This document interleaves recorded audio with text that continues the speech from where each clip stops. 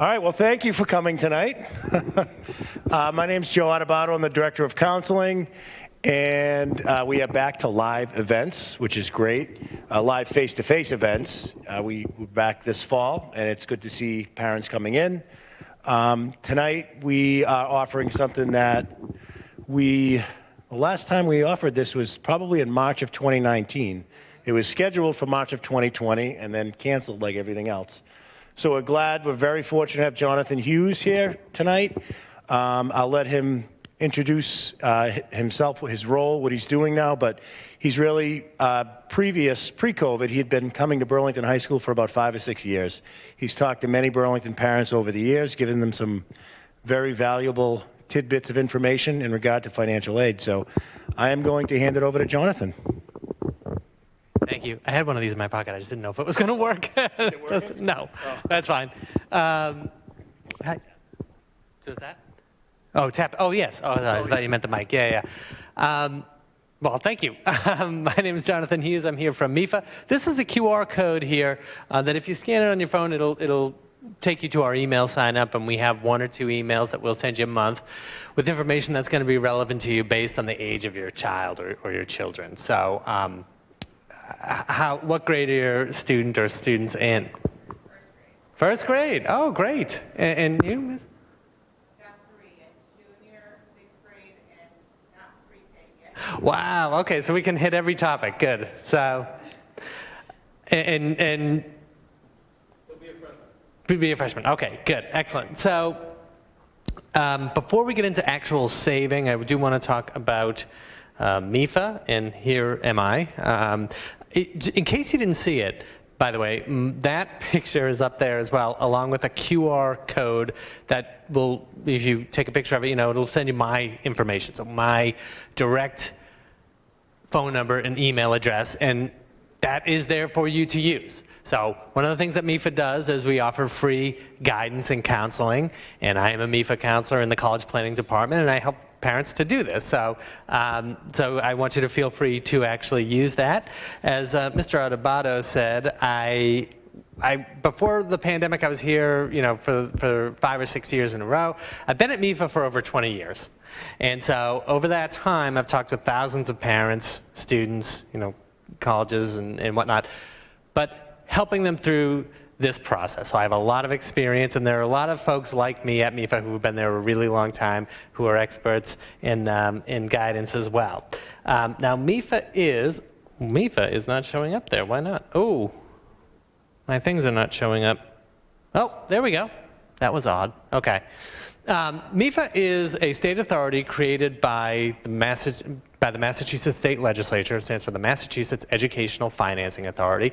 And we were created with a public service mission to help Massachusetts families to plan, save, and pay for college. And we do that in a variety of ways. When we were first created, what we were actually created to do was to offer a loan. And that was way back in 1982.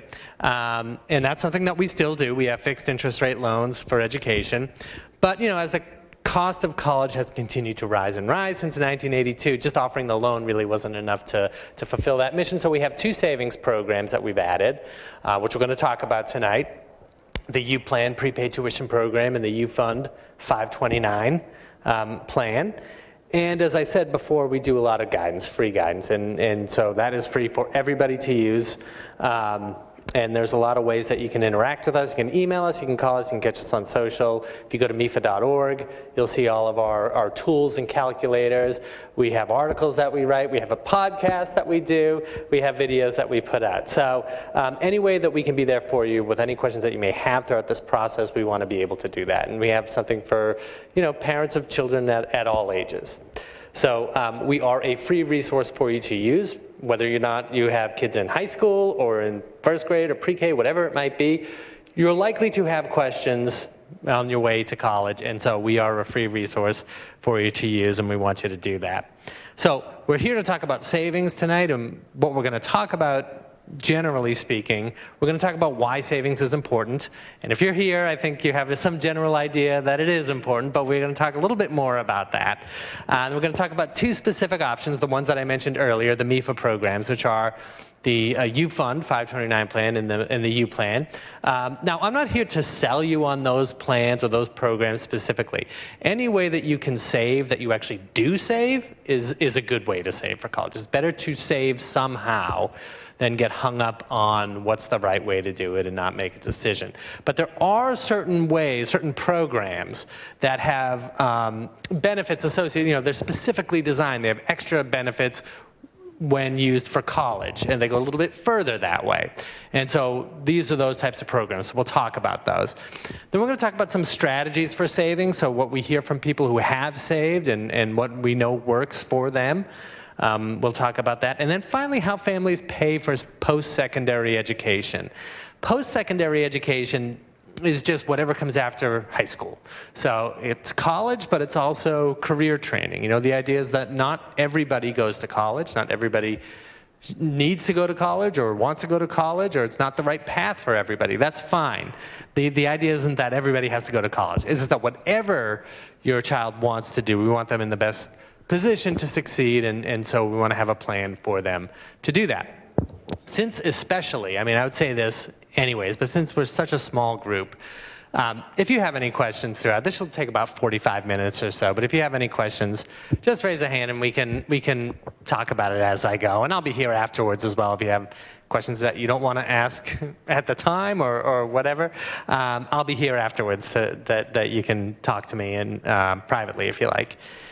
So, any questions, just let me know. All right, so why save? This is the most important thing we say in this presentation. That's why it's the first slide. These are things that we hear from parents in our work life, in our personal life, whatever it might be. Myths about saving for college that keep people saving from college, and they shouldn't. And the first one that we hear most often is that my savings will hurt my financial aid.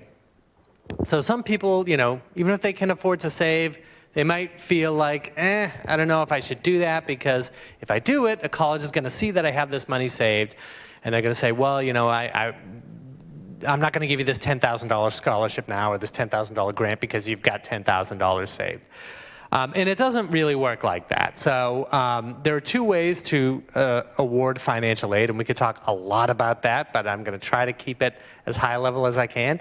The first being merit, so that's merit scholarship. So things like, that's based on things like student achievement, academic scholarships, athletic scholarships, not based at all on your finances. So your savings wouldn't have anything to do with that. Most financial aid, it's true, is need-based financial aid. So it's not merit-based. It is based on your finances and your ability to pay. And so when you file your financial aid forms, when it comes time for your child to go to college, they're going to have you put in your income and your assets and all that stuff and come up with your financial aid eligibility, right? But so your savings would factor in to that calculation, but at a very, very small rate. Income is the main determining factor when it comes to assessing your eligibility for need-based financial aid. There's a form called the FAFSA. You may have heard of it. It's the Free Application for Federal Student Aid, and it's a form that you need to file to be eligible for aid from the federal government or the state governments or the colleges. It goes to every college that your student is applying to. And within that formula, they'll take the parent assets, that is anything that the parent has that's eligible to be counted, and they'll take, of all the things available, they'll take anywhere between 3% or 5.5%, anywhere between 3 and 5.5% of that total as to what you can pay for a year for college. Whereas income, they'll take anywhere from 0 to 47% of your adjusted gross income. And it's on a progressive scale, So just to show you that income has far more weight in those calculations than assets. So if you had $10,000 in assets, you'd only be expected to use about $550 of that in the financial aid calculations. So does it count? A little bit. Usually not, very, very minimally. If you had $1 million, it may significantly impact things. But certainly not to the point where it counteracts the asset of having it. The other myth that we hear about is it's not worth saving for college if I can't save the entire cost.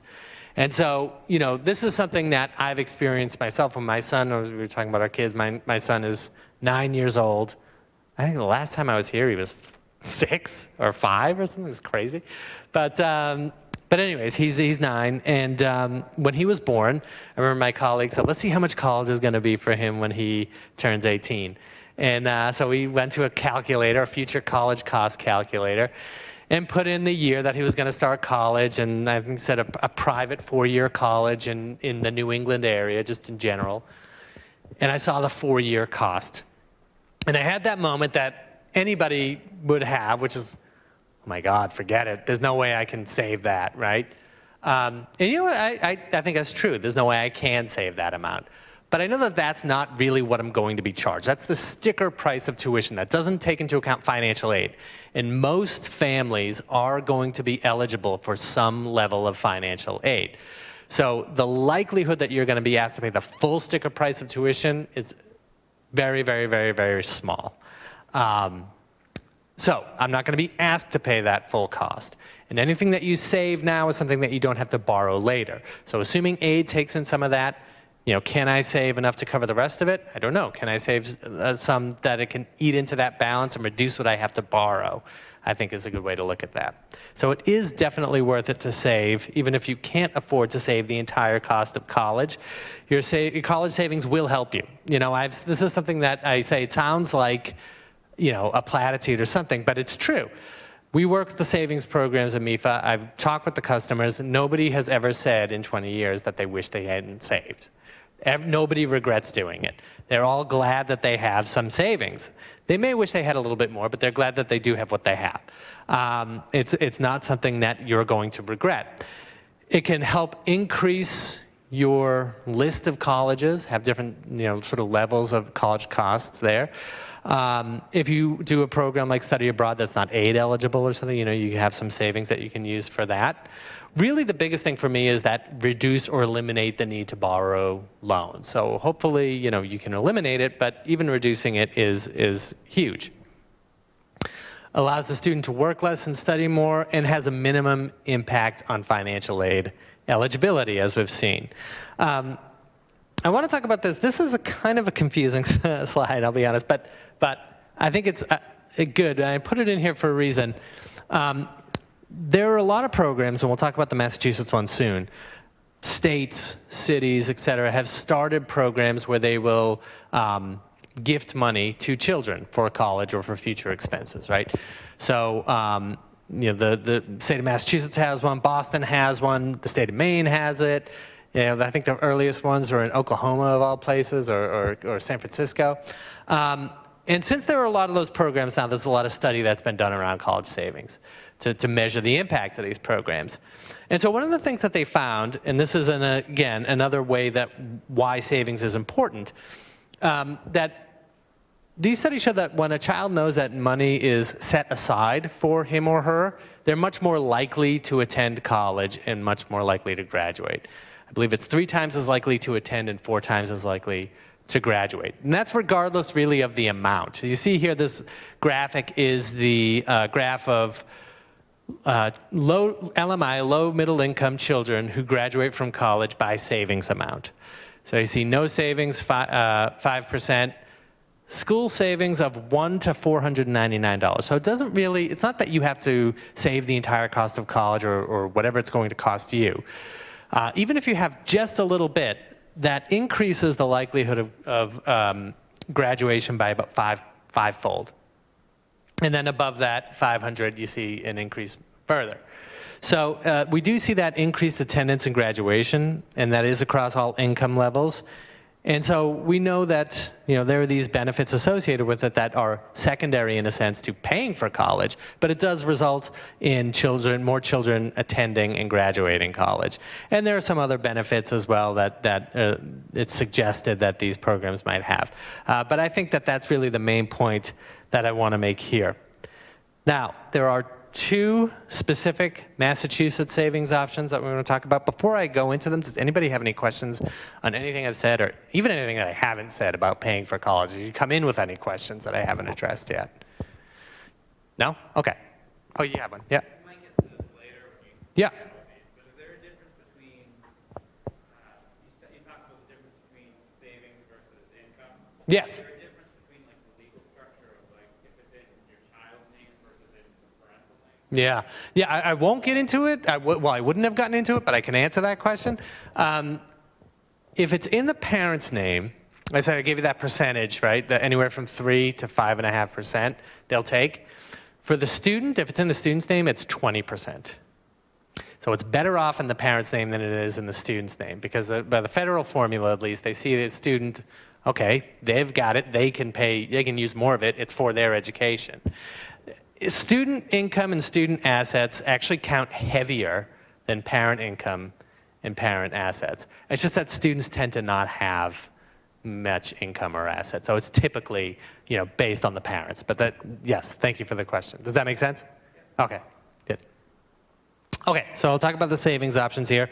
And I'll start with the 529 plan, the E-Fund. Were you guys familiar with 529 plans at all? Okay, so if you're not sure, the 529 plans are college investment vehicles. They began in the 90s, the late 90s, I believe they were signed into law. It was a federal sort of creation, and then each state was sort of tasked with starting their own 529 plan. And so this is the Massachusetts 529 plan. It's called the U-Fund. It's a MEFA program, and we've contracted with Fidelity to offer it. So Fidelity handles the accounts and the investments. And basically the way the program works is you put in money, it is invested by Fidelity in the market, and I know the market's been crazy lately. That's all I know about the market. I'm not a market person at all, but I know that it's been volatile as of late. And basically, the way, so I can't speak to the current state of the market, but the way the program is designed to work is this. It's invested in the market. It grows with the market without taxes.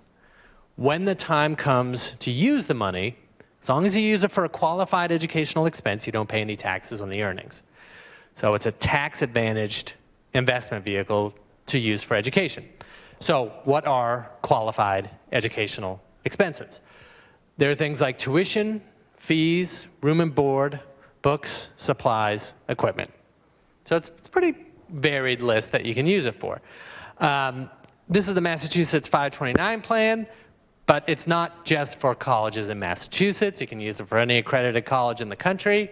You can use it for colleges outside of the country as long as they're set up to take US federal funds. It doesn't even actually have to be used specifically for college. It can be used for vocational programs or career training programs, again, as long as those institutions themselves are eligible to take US federal funds. So there's a list of eligible programs that you can look up. The combined account maximum is $500,000. Not usually a problem for most people. If that's a problem, it's a good problem to have. But what combined account maximum means is that, if I have an account for my son, and my mother has an account for my son, those two together could not exceed $500,000. So everything is sort of centered around the student. Yes? That total, like what you physically put into the account, or what the account? What you put into the account, yeah, once it reaches that point, you... Based on an index portfolio, we have, a market that goes crazy and it grows beyond. Right. Right. That my understanding is that you wouldn't then be able to put any more into the account. Okay. Yeah. But thank you. That's a good question. Two things I want to mention. There's no minimum to open the account. So you can open an account with, $10, $15, no money, and then fund it later. So that's something that we want to do. So we want to sort of reduce any barriers that people might have to opening an account. And then the other thing is that there's no annual account maintenance fee. So what that means is that there's no fee that you're going to have to pay out of pocket every year for this. There are fees that are taken out of the earnings of the account, just like there are with every 529 plan, but it's not something that you have to pay out of pocket. And I say I have two U funds myself, one for my nephew and one for my son. And and I can tell, I haven't, they're still young enough so I don't even look at it yet, but I don't, so it's not, there's no fee that I have to pay out of pocket. It just comes out of the earnings, and truthfully, I don't even really know what that is. Now, it does say multiple investment options, and this is something that I do want to stress, is that when you're setting up the account, there's a couple of things you have to designate. First of all, you have to designate who the owner of the account is going to be. So who's going to be in charge? And that is, once you do that, that person in an individual 529 account, they're always going to be the owner of the account and in charge of it. They're the only people who can take money out of the account, direct it to a college, et cetera. And then also who the student is, the beneficiary, right? And then also how you want this money invested. And as I said before, I am not an investment person, don't know anything about investments, but Fidelity, as I said, we've contracted with them, and they are able to give you investment advice and counsel you. So that's their information there, fidelity.com/ufund or 800-544-2776. But there are various options that you can go to for investing, and if you're not sure, like most people are not sure how to invest or how they feel about investing or which are the right investments to pick or strategies, you can talk to Fidelity and they can give you some idea and get a feel for how risk averse you may be, or how old your child is and what might make sense, and et cetera, and help you out that way. So again, tax advantaged. If you do have to use it for an ineligible expense, so if your child ends up, because we get questions, what happens if my child doesn't go to college? Well, you can hold on to the money if they decide to change their mind. There's no sort of window on that. You can just kind of hold it. You can transfer the beneficiary over if there's another student that might be able to use it. So if you have more than one kid and the oldest one doesn't use it, you can transfer that over to the other student. It has to be within the family, yeah. I think, I can check on that and get back to that. I believe, and I think it's, or am I getting confused with the U plan? I will check on that and let you know. But you can transfer the beneficiary. It could even be to the owner. The owner could be the beneficiary as well. Or if you do have to cash out and use the money for an ineligible expense, then there is a tax penalty associated with that, right? So there's a 10% penalty on the earnings. All the penalties are on the earnings, not on your contributions. So the 10% penalty on the earnings, and then the earnings will be taxed at the owner's rate of income as well. There are 3 exceptions to the 10% penalty, and those 2 of them are tragic. They're death and disability of the student, which we don't really want to think about, and then the third is scholarship. So if a student gets a scholarship and they don't have to use that money because they don't owe it because of the scholarship, and they have to take it out, they don't pay the 10% penalty on that portion. But even in those examples, when you're not assessed the 10% penalty, the earnings are taxed at the owner's rate of income. So that is the U fund.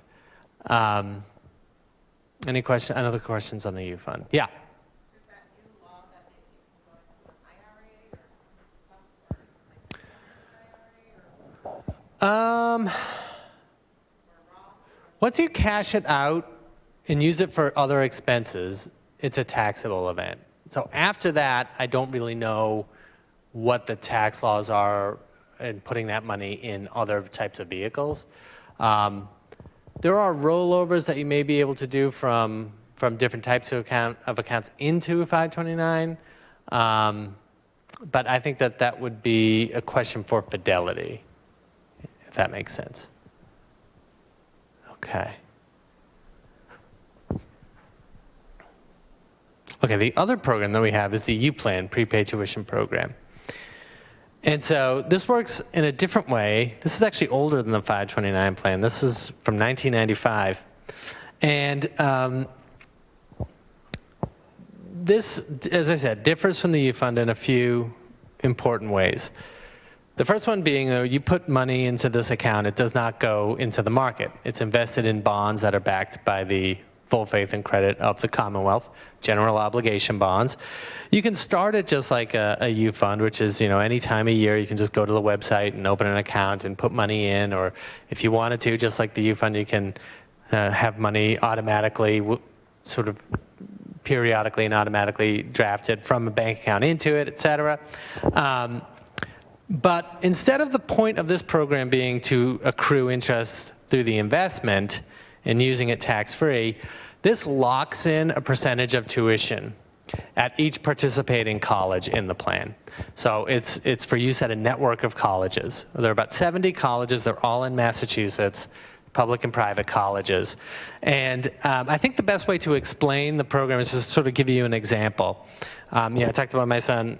He is starting college well, I don't know if he's starting college, but he's supposed to start college, turns 18 in 2031, I think. 2030? 2031. Okay, so 2031. And if I start my U-Plan account, let's say I put in money and I say I want to use this money for his freshman year of college. Well, actually, let me back up. What happens is you put in their money into the U-Plan. It starts a U-Plan account. Thank you.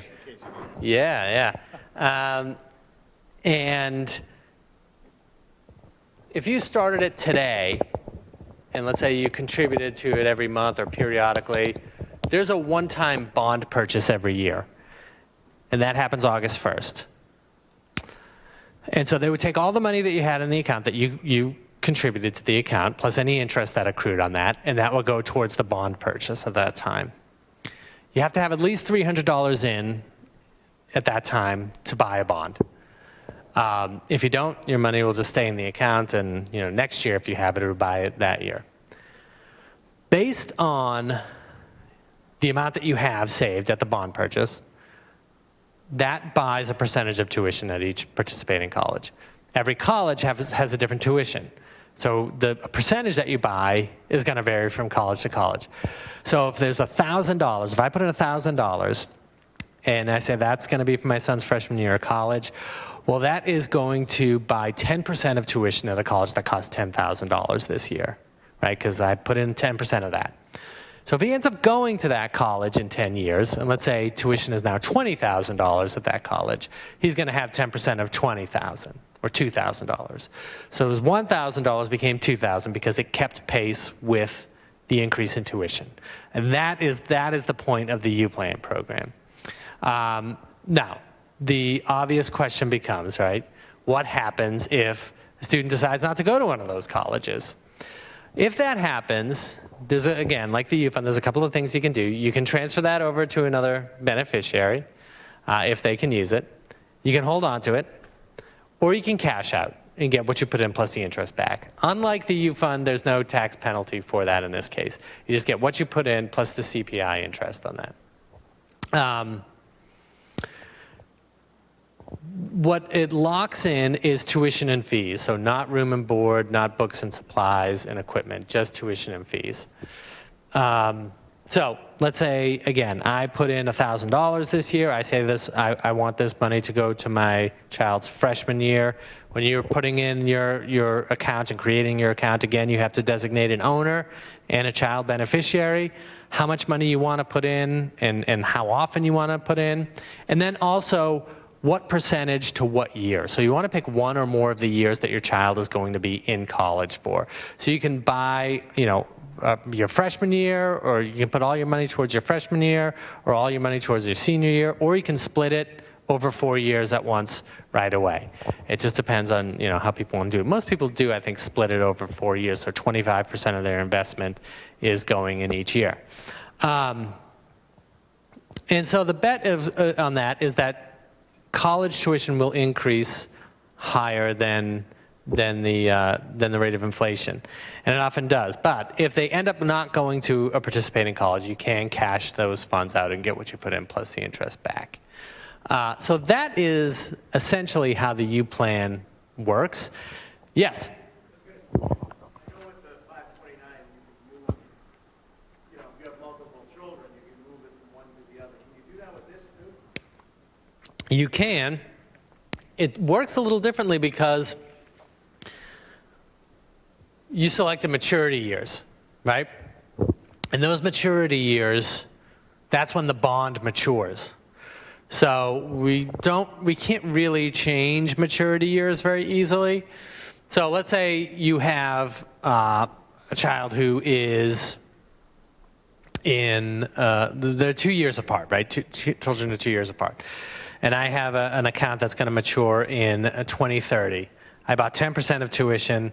By the time 2030 comes, he decides that he doesn't want to go to college, and he would have gotten $2,000 because that's what it was worth, 10% of tuition at a college that costs $20,000. He doesn't want to go though, so I can transfer that beneficiary over to his younger sibling, but it's going to keep the same maturity year and it's going to stay at that value at that college, because once it matures, it stops keeping pace with tuition.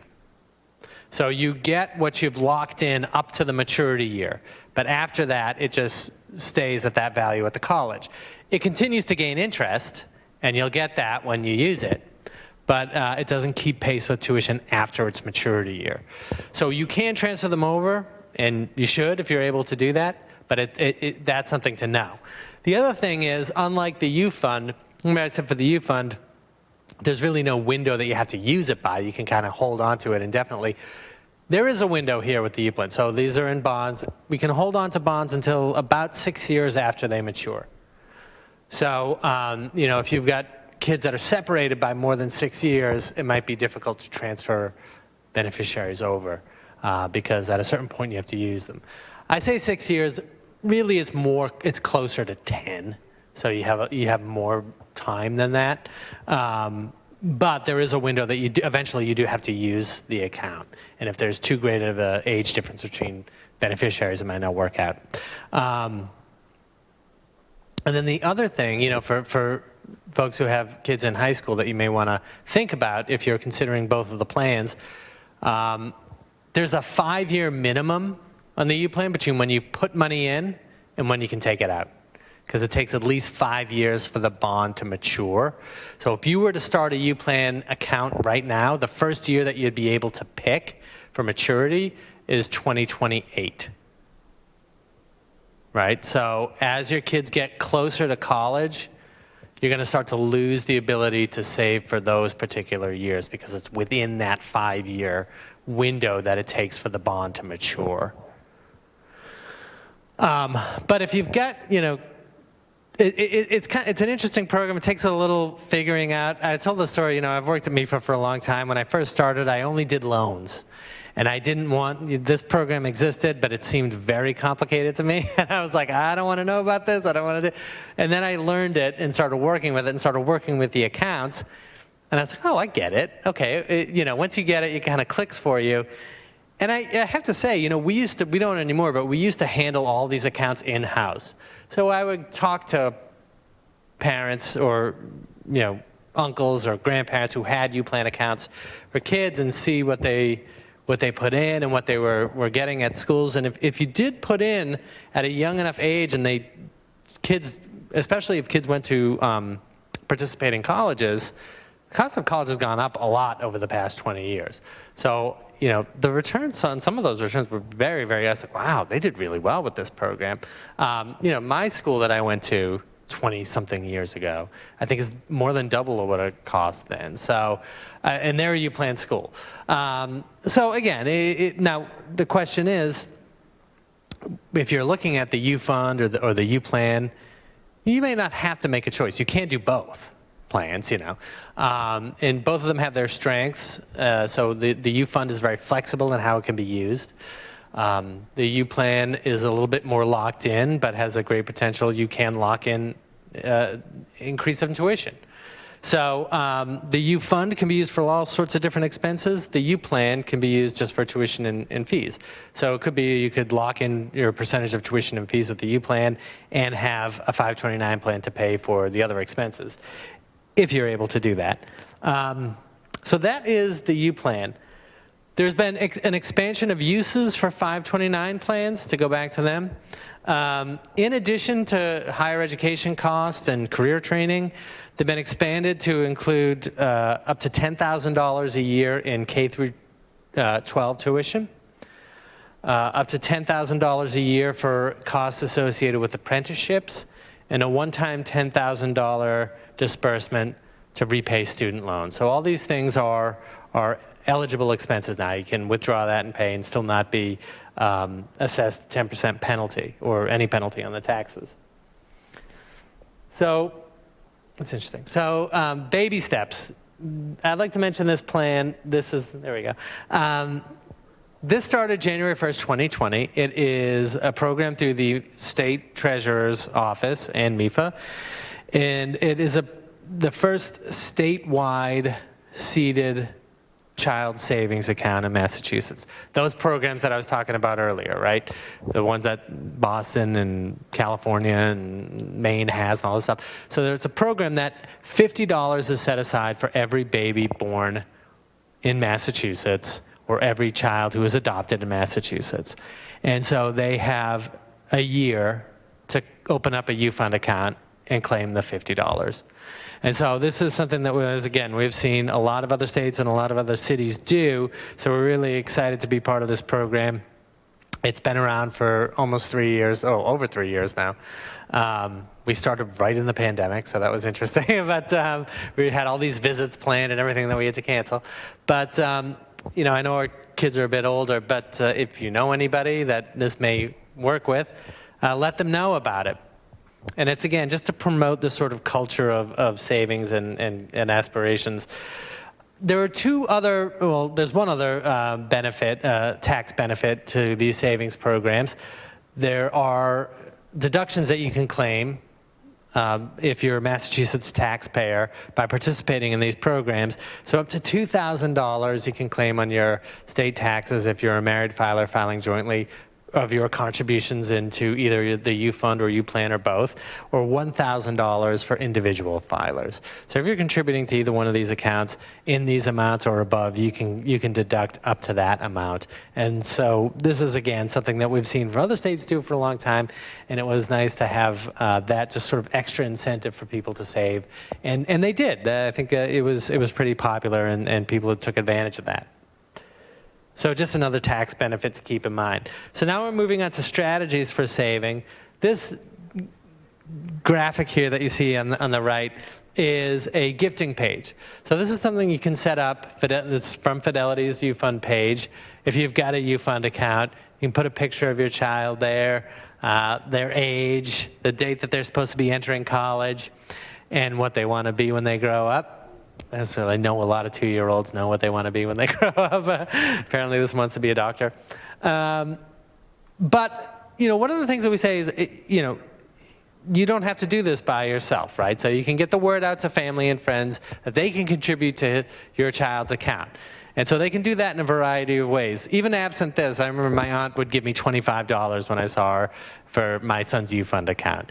And they have a thing where you take a picture of your phone, you know, of the check with your phone and deposit it in that way, so that was great. But this, you can set up this page, you can set up a link, you can copy and paste a link and just email it out, and people can just gift directly in to the account. Start saving as early as possible. It's like retirement in a way, you know, use time to your advantage is a big deal, and we'll see a little bit more of that later on. It says to start with a goal in mind. I don't necessarily think you have to start with a goal in mind. It's fine to have one. I just think starting is more important than starting with a goal in mind, but we do have a tool, which I'll show you in just a minute, about ways that you can sort of formulate a goal to have. Taking advantage of unexpected funds and using automatic transfers is a big one. So both of these plans, the U-Plan and the U-Fund, have ways that you can sort of automatically deduct money from your accounts, whatever type they may be, into it. And we know that people who do that tend to save more than people who don't. And I always talk about my account for my son that we had that set up for about 9 or 10 months before I even realized that we had it set up for 9 to 10 months. Yeah, I said to my wife, oh, we got to open that account. She said, yeah, we've been doing that for like 9 months. I had no idea because I never saw it. It was just coming out of my check. And involving your child in the process. I always talk about this as, my child is not involved in his savings process. I'll be honest about that. So I don't know, do people really do this? And I talked to one of the women that we work with at a college, and she said, oh yeah, no, I made my daughter save half of everything. If she got any money for first communion or birthday or anything, save half of it. It goes right in there, and you can use the other half.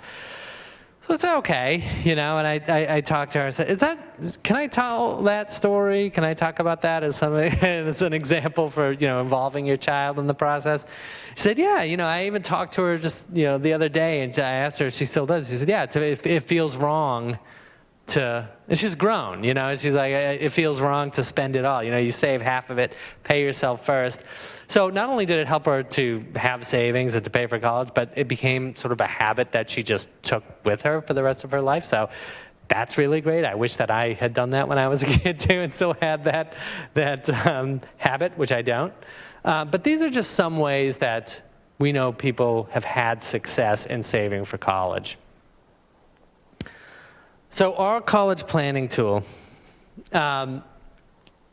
this is a shot of it here. And it's a great tool because it answers a question that a lot of parents ask me, and they didn't have a good answer for it, especially the parents of younger children, like really young children, like newborns.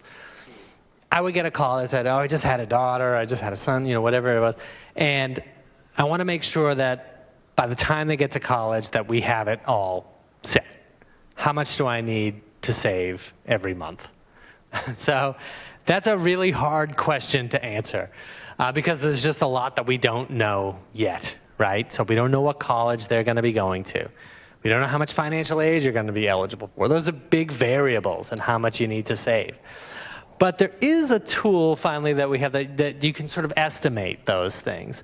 And this image here shows you a bit of it. It may be hard to see, but you can create a profile, like a family profile, in this college planning tool, which is on MIFA.org site.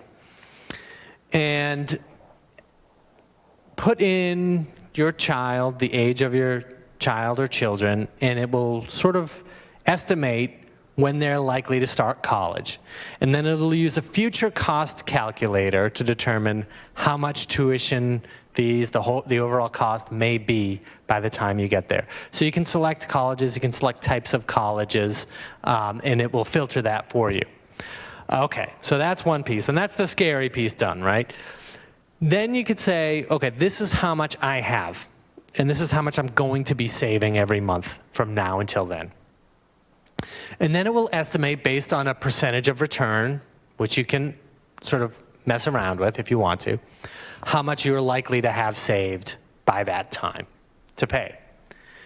And then you can put in your income and things like that, and it will give you an idea of how much financial aid you may receive for a year in college at that point. So you can see here, I don't know if you can see it, but it says we're in the early 2030s, so this is, again, my time to send my child to college. In this college, or this type of college, we have the cost for 1 year will be $59,995. This family, this is not based on my finances, by the way. This family, I don't think. No, it isn't. This family is likely to be eligible for $7,073 in gift aid. Gift aid just means any type of aid that you don't have to pay back. So not loans, not work study, scholarships, grants. Okay, so that takes a little bit out.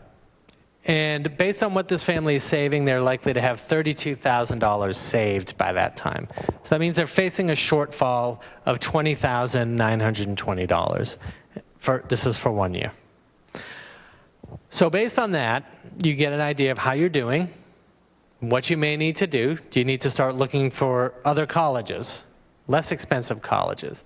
Do you need to save more if you're able to do that? Search for scholarships. All things that you can do on MIFA's college planning tool. And again, you can search different types of colleges and different colleges and do all sorts of calculations. This is sort of some of what it does. It does a lot of other things, but I think this is kind of the heart of it, and it's what I like to talk about when I talk about it. Now, I mentioned saving starting as early as possible. And so we have a little quiz here. And I think you'll be able to get this, you know, the point I'm trying to make. It's about compound interest, right? So interest gaining on interest. And so in this example, Julie starts saving $50 a month in a 529 account when her child is first born. Jonathan saves $100 a month in a 529 account beginning when his child is in second grade. Who will have more money saved when his or her child turns 18? What do you think? Me or Julie? Well, that Jonathan is me. It's me or Julie. Who's going to have more? You got it. Yep, Julie. And note the interest in the amount saved, right? Julie starts saving $50 a month when her child is first born. She's going to have $21,536, $10,800 of which is her contributions, and almost equal to that would be interest. I'm going to have $19,790. So I don't do too bad. I'm close, but of that, $13,200 is my contributions, and about $6,500, $6,600 is interest. Now this assumes consistent monthly saving until the child is 18 and an annual investment return of 7%. I said, not a market person. I have no idea on the likelihood of that. But Fidelity is the company that did this calculation for us, and they said that, you know, over time, 7% return on investment is realistic. So I don't know if some people want to debate that. I can't have that debate with you, but that's what they have assured us. So, but just the principle, I think, is instructive, right? So start early, you earn more interest over the long haul. Now, I've mentioned a couple of times that I've worked at MIFA for over 20 years, and throughout that time, talking to all these families and students, I think the most common question that comes up when families are trying to afford college is how do people do this, right? Like, how do other people do this? How do families actually pay for college? And so we've included post-secondary education here because we have career training as well. But I think it's good to talk about just the cost of college and how people actually do pay for it. So how much do you think college would cost for a year, this year?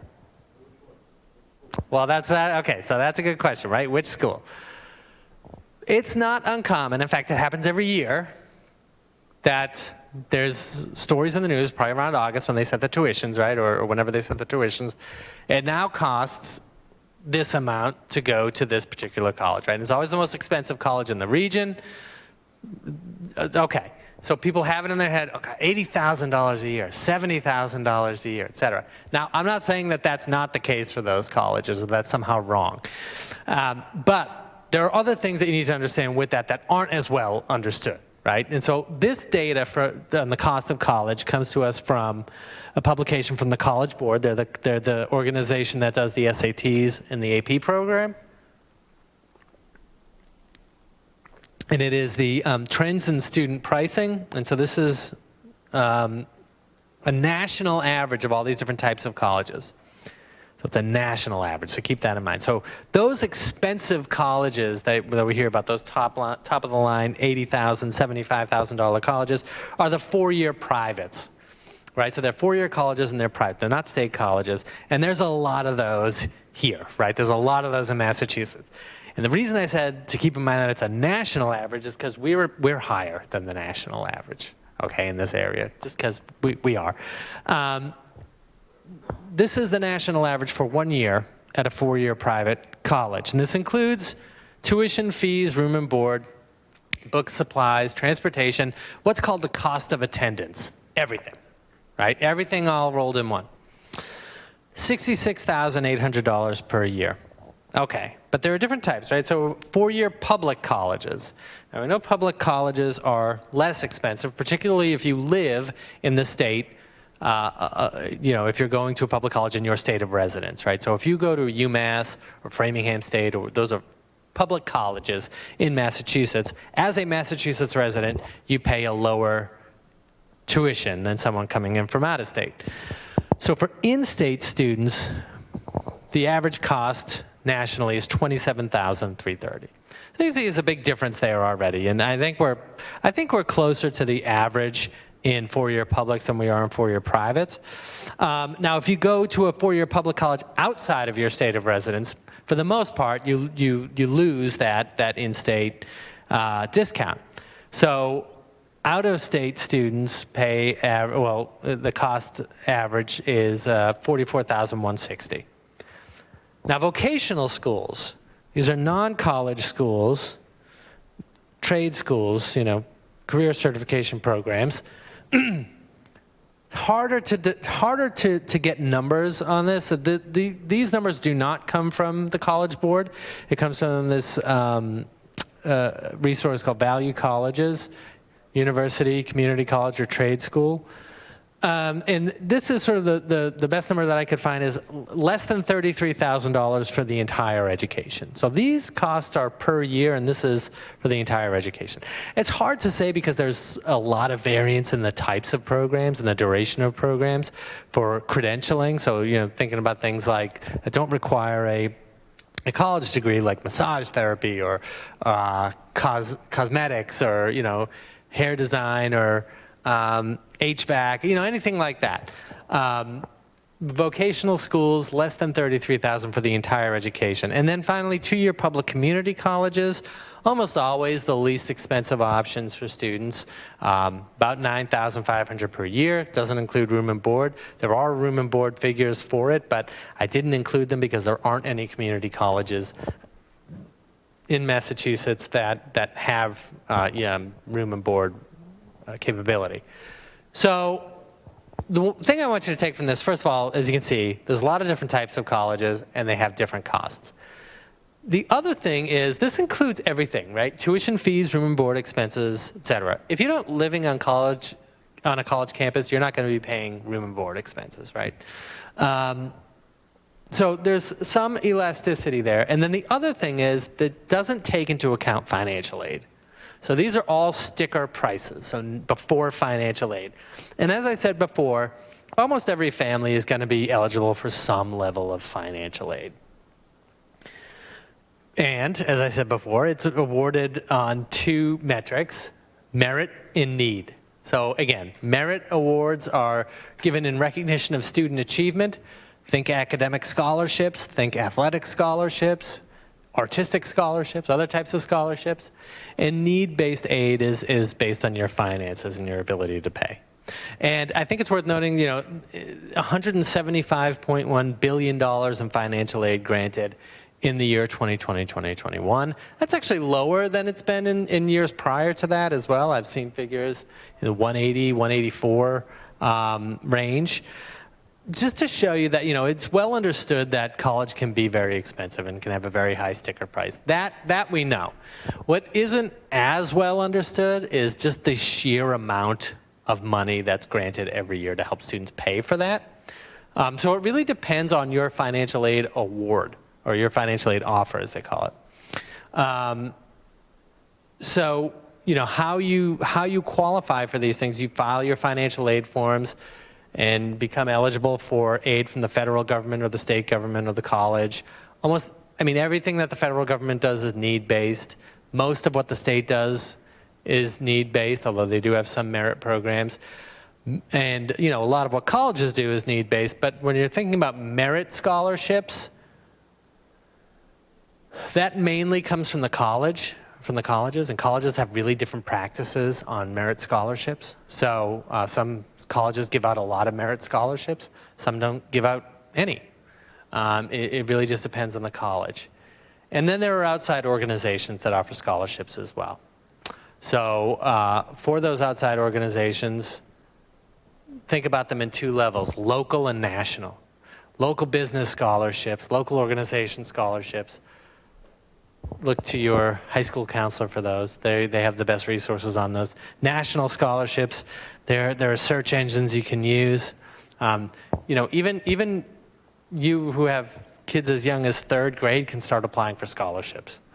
It's crazy. I didn't realize it was that young that you could start applying for scholarships until recently, but you can. And you can go to a search engine, never pay to have a scholarship search done. There are search engines that we link to on our site that are reputable and free and effective. And what happens is, the student can create a profile and then get matched with scholarship opportunities that they can apply for. And so when it comes to how families actually pay, well, first of all, we hope that financial aid takes a big chunk of it, right? And then you have a balance left. And when you have a balance left, there's only 3 ways that you can pay that remaining balance. So savings, so anything that you've saved or any asset that you have that you can maybe leverage. So past income, meaning savings. Present income, so your salary at the time. I don't know really anybody, I don't think, who can afford to pay their balance of what they have remaining just based on the money they have left over after they pay all their bills. But it is worth it to pay what you can out of pocket. So there are interest-free monthly payment plans you can sign up for. Colleges usually work through third-party companies to offer them. And if you decide that you can afford to pay $200 a month for 10 months, that's $2,000 that you're paying against tuition. It's $2,000 that you're not borrowing and not paying interest on. Because once you exhaust all of those other things, the only thing that's left is loans, right, or future income. And so we know that loans are a big topic, and student loans are rightfully so, something that is talked about a lot. What I think a lot of people don't understand about them now is that we talk about student loans. Really the only loans that students can get in their own name without a co-applicant are from the federal government, and they get them by filing that FAFSA, the free application for federal student aid, and there's a limit that they can borrow from those loans. So to give you an example, college freshmen can borrow $5,500 for college, and it's part of their financial aid offer already. So let's say you have a balance due after financial aid, the student really can't borrow anymore through that program. They've already got it. So any loan that you're going to get to pay for the balance is going to have to be based on credit or credit and income, and most students aren't going to be able to be approved for that on their own. So they need a co-applicant. So most often that's the parent. It doesn't always have to be, and it isn't always, but oftentimes it is.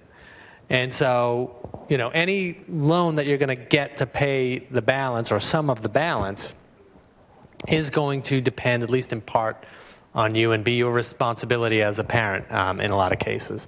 So that amount that you're borrowing and that amount that you're paying back for the next 10 or 15 years is going to be very important to you. So it is a good idea to have some savings and pay what you can out of pocket in any way before you start to borrow. The fact is that many, if not most, people will need to borrow something to get through 4 years of college.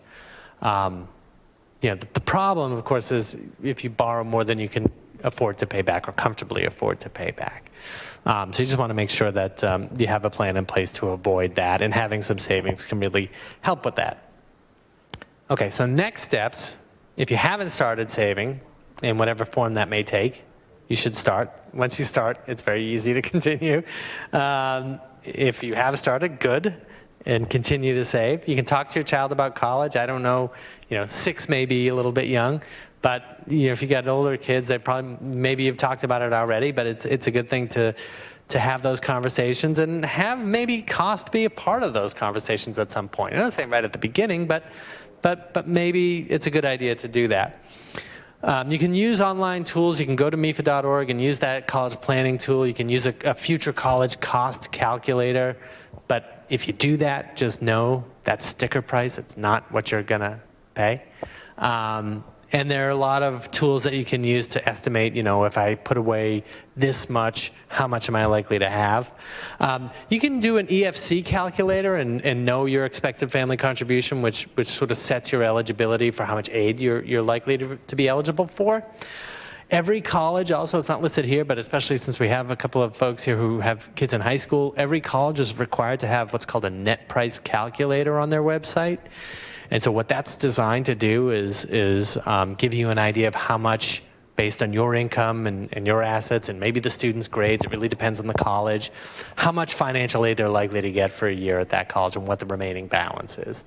You know, a couple of words about them. Not every net price calculator is the same. Some colleges have put more work into their net price calculators than others. And it's all an estimate, but I think it is a useful tool. I used it for my wife when she went back to school. We used it, and it ended up being pretty accurate to what she ended up owing. So it was. I think they're a good tool to use, especially to give you just an idea. And you can sign up for our emails, again, 1 or 2 a month based on the age of your child. This is our social media information, our Facebook, Instagram, Twitter, LinkedIn, YouTube, our podcast. Our podcast. I host a podcast.